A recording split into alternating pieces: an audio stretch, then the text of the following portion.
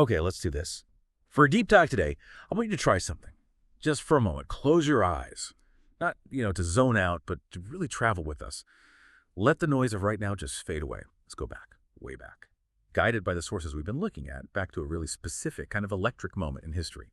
The year is 1936.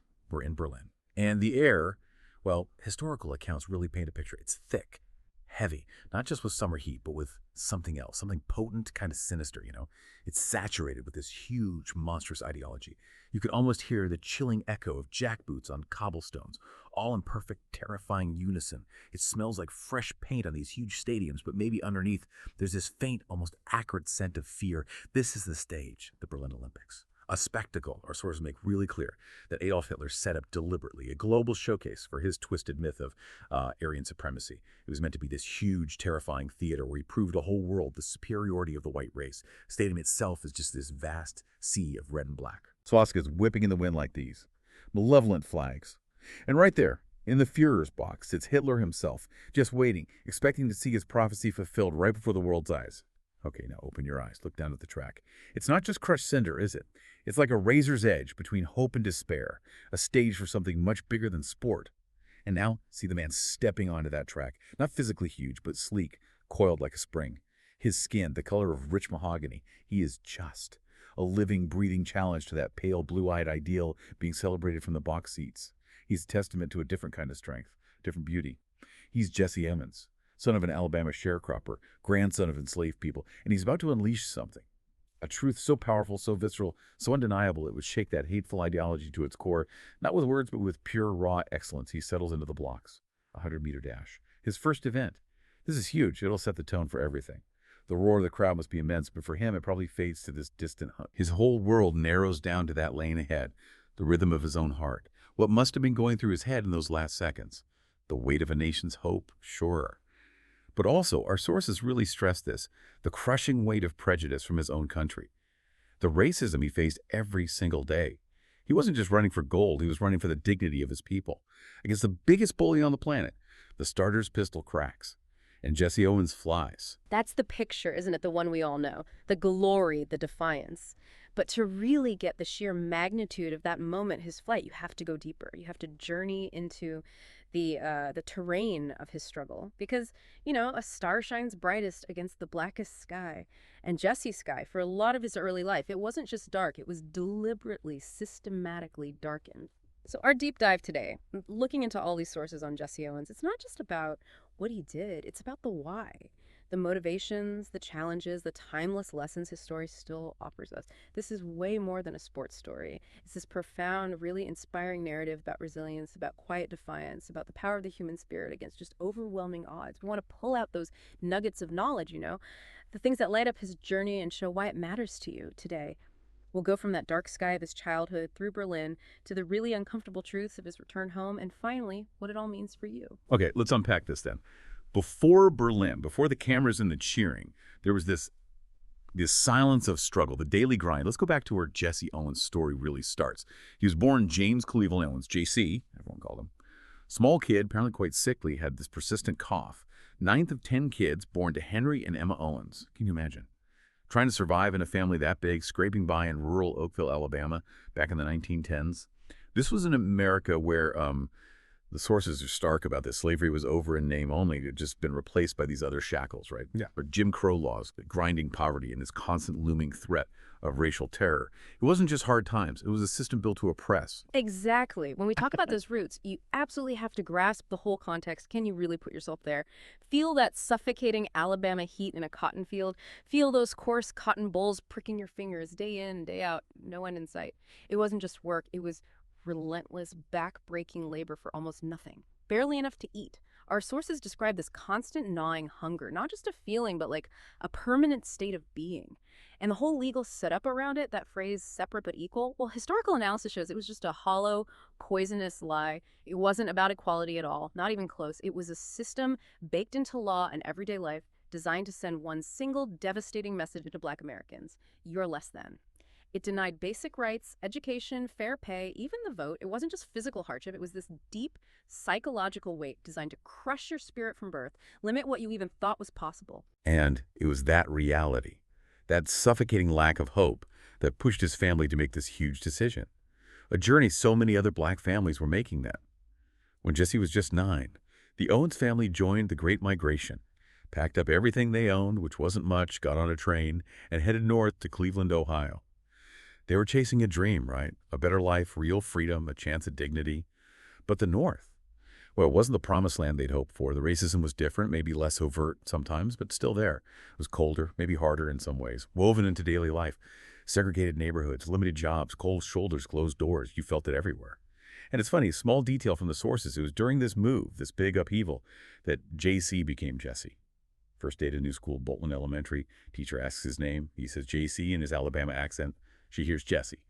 Well, the name just stuck. That little moment, the mishearing that became his name, it's fascinating, isn't it? Kind of symbolic. The world would keep trying to redefine him, put him in boxes, mishear him, tell him who he was supposed to be based on their prejudice. Jesse Owens. He was about to make sure the world heard him loud and clear and saw him. It shows that tension, right, between the identity others try to force on you and the one you forge yourself through your actions, your spirit. Right. And here's where things really start to shift. Amidst all that struggle, that poverty, that racism, a key figure steps in, a real beacon of hope. His raw talent was almost accidentally discovered by his junior high track coach, Charles Riley. And Riley, the sources say, saw more than just a fast kid. He saw pure, untapped potential, like lightning in a bottle. Riley became way more than a coach, a father figure, a mentor, someone who truly believed in Jesse when the world gave him little reason to believe in himself.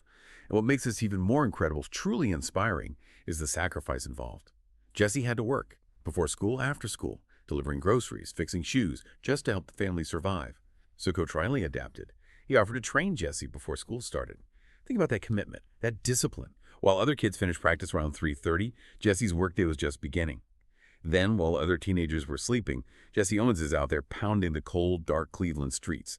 You can almost see his breath fogging in the air, his dreams basically the only fuel he had against the cold, against the odds. It's an extraordinary level of discipline, truly. And it says so much about his inner drive. That commitment wasn't just about running. He wasn't just running towards a finish line in those early mornings. He was running away from a predetermined destiny of poverty, of being overlooked, a life he just refused to accept. Every stride was like an act of defiance, a silent protest. Every aching muscle you could imagine was like a prayer for something better. This is that deep personal commitment, I think, that fuels real greatness. Yeah. It's beyond just wanting to win. It becomes this internal fire, this belief in possibility when everything around you says no. That hidden work done alone before dawn, that's the foundation. Yeah, absolutely. But even as he started getting noticed, breaking records, the prejudice just didn't let up. It was relentless, a constant invisible headwind, racial slurs from opponents, from spectators, just this ugly background noise at his races, a constant reminder of the hate. And the economic pressure never went away. His family needed him working, not running. But somehow, through sheer will, he kept going. The big breakthrough came in '33, National High School Championship in Chicago. He didn't just win, he equaled the world record in the 100-yard dash, 9.4 seconds. Okay, now the world, or at least the sports world, is really paying attention.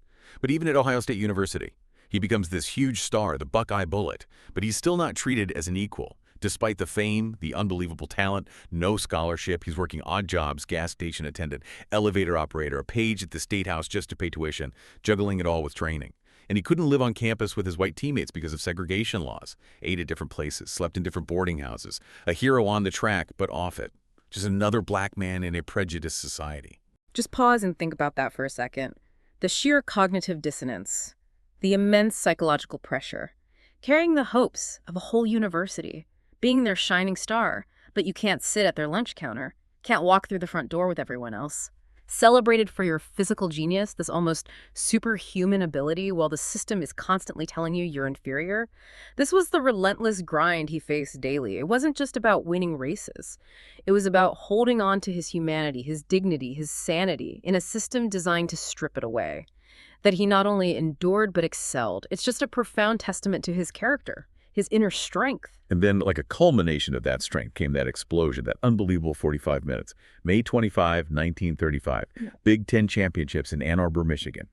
And get this, he wasn't even supposed to compete, really. He'd taken a bad fall down some stairs days before, hurt his back badly. His coach told him, just scratch the events, don't risk it. Yeah. But Jesse, that defiant will, he decided to try. And what happened next is just legendary. Still talked about in track circles today. 3.15 p.m., ties the world record, 100-yard dash. Incredible. While injured. 10 minutes later, 3.25 p.m., breaks the world record, long jump.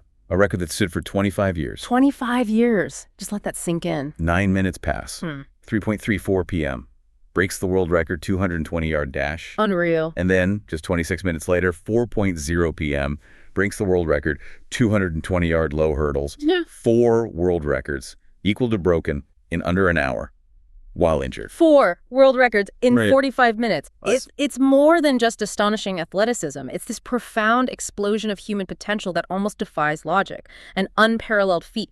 But what makes it even more profound, as the sources emphasize, isn't just the physical act, but what it declared about resilience. He's battling this injury, told not to compete. This wasn't just greatness and perfect conditions. It was this visceral display of will over physical limitation. A preview, really, of how he'd later defy ideological limits. It's a key insight, right? He didn't just win when it was easy. He won when the odds were stacked against him in every way. That afternoon wasn't just amazing sports, it was a warning shot. To the world, and definitely to Berlin. A force of nature was coming. So from that college track in Michigan, the stage suddenly gets way bigger, global, and the stakes higher than ever. Not just for Jesse, but maybe for the whole world. The decision for the U.S. to even go to the 1936 Berlin Olympics was hugely controversial. Everywhere, but especially back home. The Nazi regime's disgusting anti-Semitism, their racism, it wasn't secret. It was well-known, brutal reality, even before the game started. Yeah, there was a really powerful movement in the U.S. pushing for a boycott. Civil rights groups like the NAACP, politicians, major newspapers, they were asking a really tough question. How could America, supposedly built on liberty and equality, go participate in this? This spectacle designed to glorify a regime that stood against everything the Olympics were supposed to represent, everything decent people stood against. And for Jesse Owens, this wasn't just politics. It was deeply personal. He was torn, completely understood the moral case for boycotting, for standing against Hitler. But the sources show he also saw the Olympics as his one shot, his single chance to change his life, escape poverty, prove his worth on the biggest stage possible. It was just an agonizing choice, a real no-win situation for a young black man who was himself a victim of the same kind of bigotry America was criticizing over there.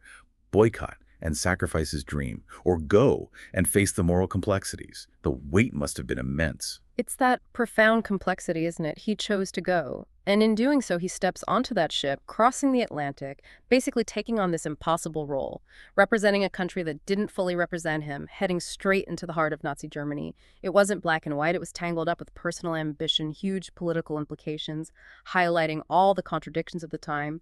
He carried not just his own hopes, but the hopes and burdens of so many, all while preparing to confront this state-sponsored ideology of hate. Just stepping onto that ship took incredible courage. And the Berlin that met him, the sources describe it almost like a movie set. A Potemkin village of terrifying perfection. Anti-Jewish signs, temporarily taken down, the usual hateful rhetoric, toned down. The Nazis basically scrubbed the city clean for the world, trying to hide the rot underneath this shiny veneer of Olympic hospitality. There's this massive global deception, and Jesse Owens must have seen right through it. He experienced this weird duality. On one hand, ordinary Germans were curious, sometimes warm, asking for autographs, treating him like a star. But on the other hand, he knew the government propaganda machine was pumping out disgusting cartoons depicting black athletes as subhuman apes.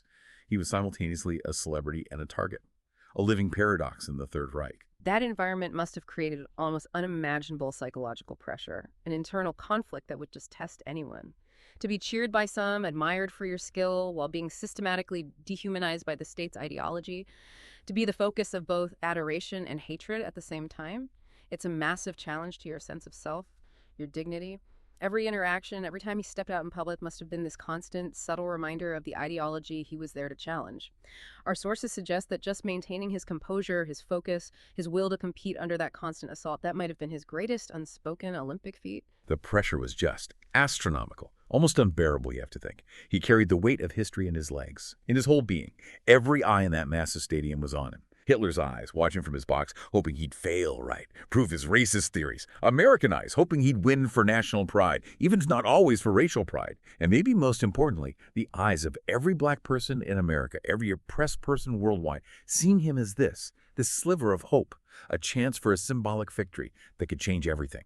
August 3, 1936. The moment arrives. The 100-meter final. Not just a race. The race. The tone setter. Stadium goes quiet. Set. Athletes lean in. On your marks. You can feel the tension crackling. Pistol shot echoes. And bam! 10.3 seconds later, it's over. World record equaled. Jesse Owens, Olympic champion. The first huge blow against the Nazi myth, struck not with a fist, but with a flash of lightning. That's a perfect way to put it. The symbolism there, you just can't overstate it.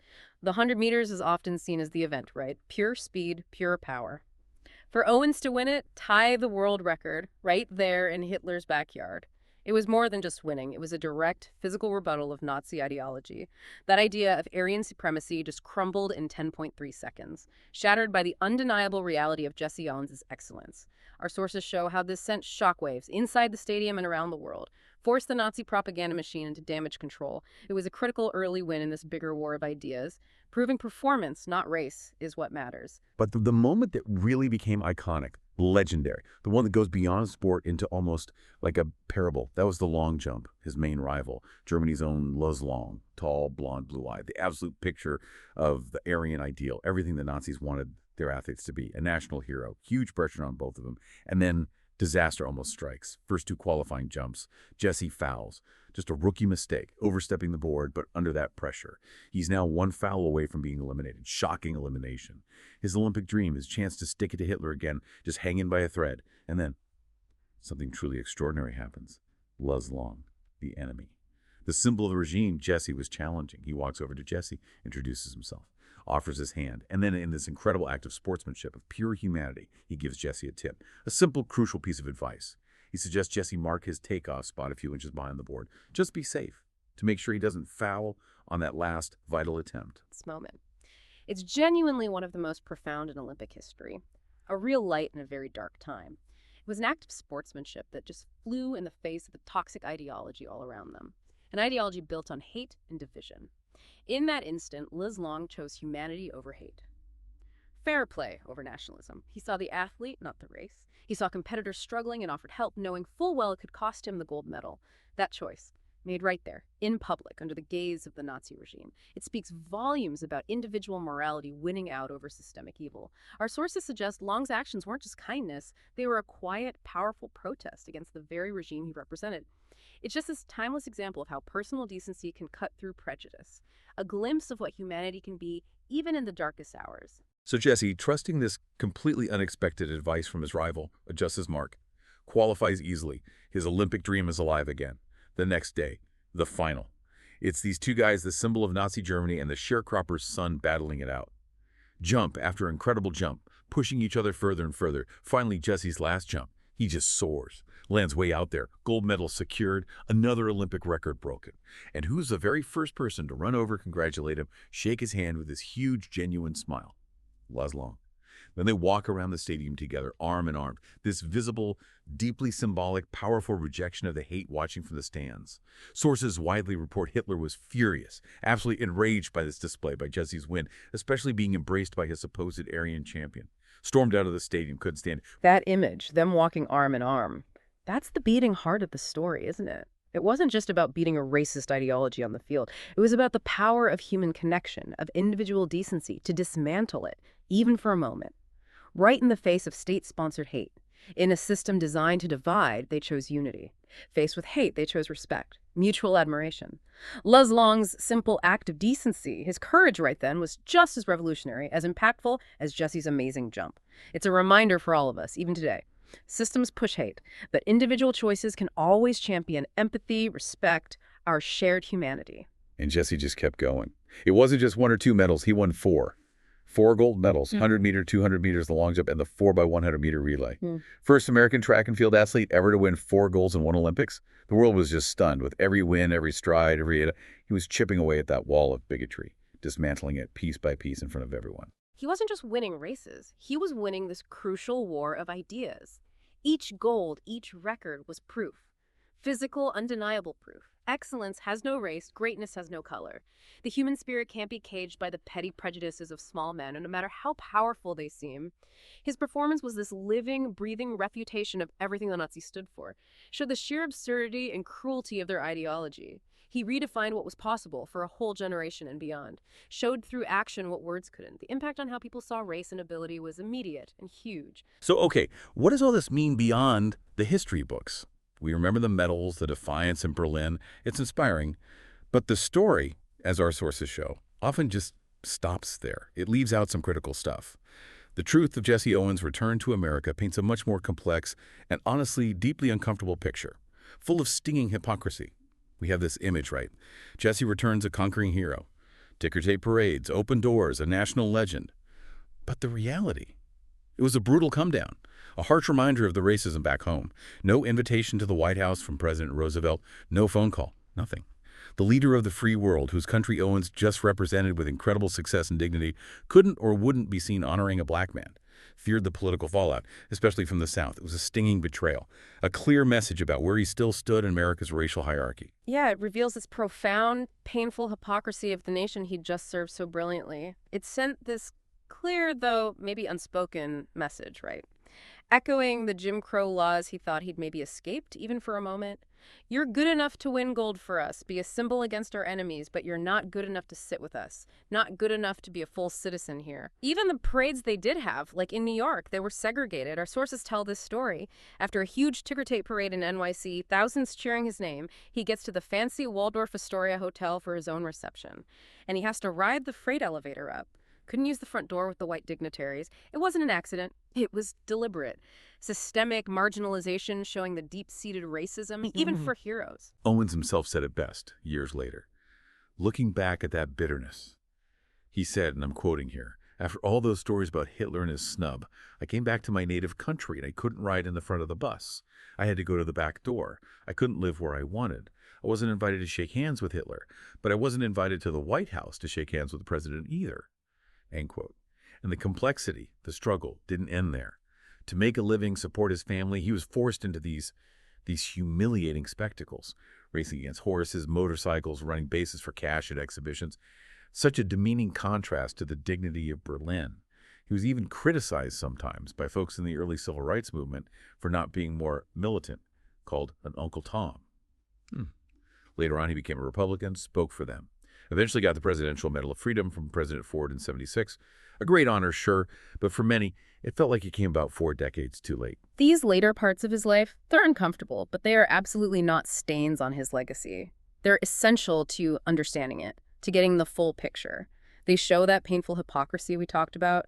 They show that his biggest, longest battles weren't really on the track in Berlin against Hitler. They were right here in his own country, against this pervasive, systemic racism that was harder to pin down, harder to fight directly, maybe harder to beat. His struggles after the Olympics highlight how deep prejudice runs and the huge personal cost of defying it, even when you win big. We have to acknowledge this difficult truth to really appreciate the full scope of his journey and to understand how slow social change can be. Yet through all of it, the highs, the lows, the fame, the indignity, Jesse Owens somehow held on to his dignity. And remarkably, his belief in the promise of America, even when it failed him. Sources show his later life was dedicated to working with youth groups, traveling, talking about education, hard work, self-belief. Became this international ambassador for sport and goodwill. He understood, I think, that his real victory wasn't just those 4 gold medals. Exactly. His true, lasting victory was much bigger. It was in the millions of minds he inspired, the conversations he started, the barriers he began to crack open. Just by being excellent, just by being undeniably, transcendently human, his impact is just immeasurable. He gave real, tangible hope to a whole generation of Black Americans and oppressed people everywhere. Proved that even in the darkest times, light can get through. Individual greatness can't be extinguished. He gave us a blueprint for grace under pressure, showed how one person's talent, courage, and integrity could stand up to an evil empire and win, at least in the court of world opinion. Think about it. Every Black athlete who came after him. Jackie Robinson breaking the color barrier, Muhammad Ali's defiance, Wilma Rudolph's speed, Tommy Smith and John Carlos's powerful salute, Michael Jordan's dominance, Simone Biles's artistry. Every single one stands on the track that Jesse Owens helped build, with his own 2 feet, with his own defiant breath. He proved the best weapon against hate isn't more hate, it's transcendent excellence. He didn't scream his worth, he sprinted it, didn't argue his humanity, he leaped for it. Soared higher than anyone thought possible, and forced the world to see it. To acknowledge a truth it had tried so hard to deny. So what's the takeaway? The big lesson from that Berlin track. What's the timeless truth in Jesse Owens' story for you? This is where his legacy really connects to your life right now. It's not as simple as work hard, win gold medals. That's too easy. Reduces a complex life. His story, as we've seen, is way richer, much more human, and applies to all of us, no matter our race, background, ambitions, or the struggles we face.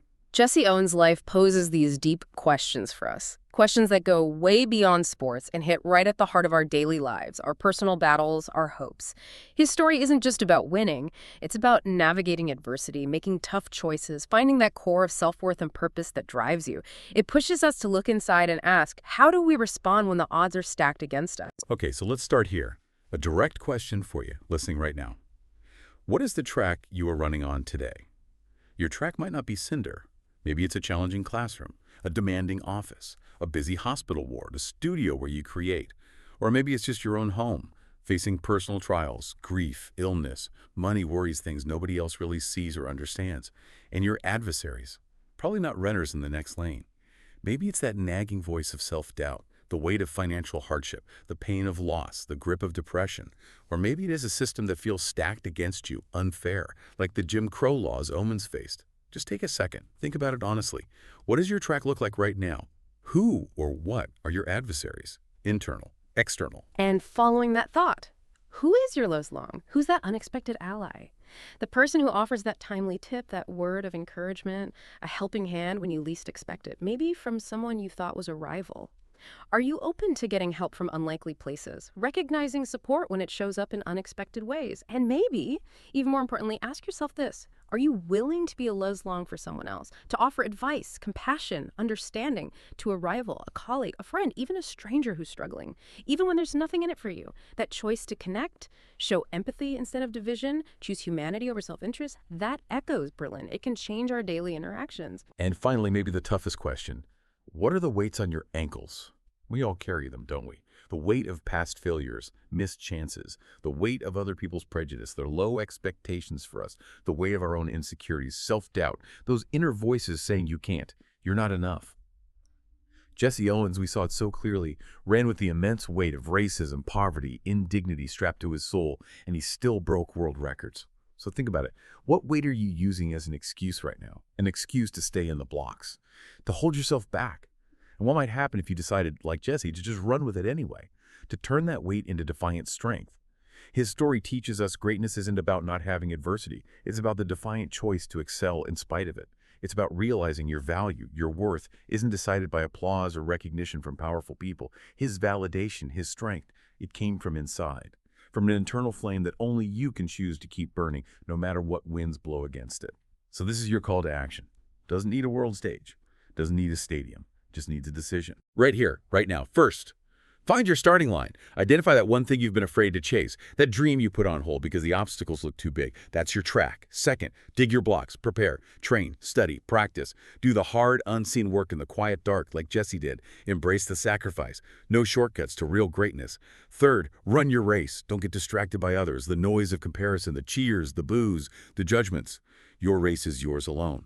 Run it with your rhythm, your heart, your truth. And finally, when you get to that moment of risk, the long jump pit where you might fall short, that moment of fear, leap anyway, throw everything you have towards that mark you can't quite see yet. Trust your training, trust your spirit, trust that defiant flame inside. The world, unfortunately, will probably always have its bullies, its hateful ideologies, its unfair systems. They'll keep building their stadiums, literal and metaphorical, expecting us to play by their rules, stay within their lines. But Jesse Owens taught us something powerful, something permanent. The best response, the most inspiring defiance, is to step onto their track and run with such speed, such grace, such undeniable excellence that you don't just win. You redefine the whole game. You change what's possible, not just for you, but for everyone watching. You might not break a world record. You might not win a gold medal, but you will win the most important victory. The victory over the part of yourself that didn't think you could. You'll take that breath of defiant air, that breath of freedom, and you'll silence the doubters, inside and out. You'll prove your worth to the person who matters most, yourself. Jesse Owens showed us the most powerful protest, the deepest statement of humanity, isn't always found in anger. It can be found in transcendent excellence and unwavering dignity. He showed that living with integrity, with excellence, when the world tries to diminish you, that's the most courageous act of all. So, go on. The starter's pistol is about to fire. The world is waiting. It's your turn to fly.